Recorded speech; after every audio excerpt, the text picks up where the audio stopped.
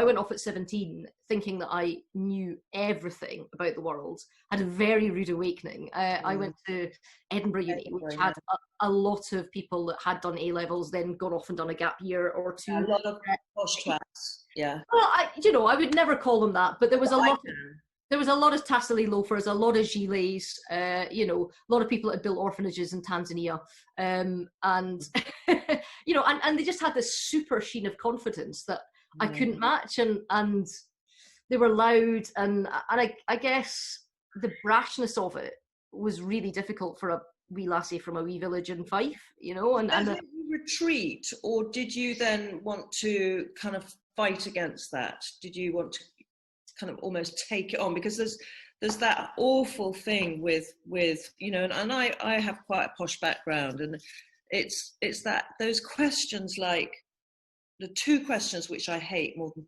fucking anything are, where did you go to school, and what does your father do?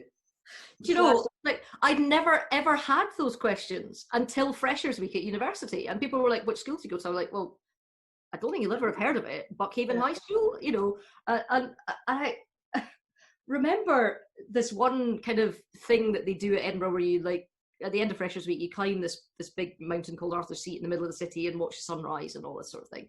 And I was up there doing that with hundreds of other freshers, and there was some chap with, tassily loafers and a signet ring on his pinky, the type, in the pink shirt. Like my son, yeah. and like, I don't even know if this is true, but I just have this distinct memory of him going, yeah, well, my father was captain of the ship that sunk the Belgrano. And I'm going, yeah, I wouldn't really boast about that, mate. Do you know what I mean?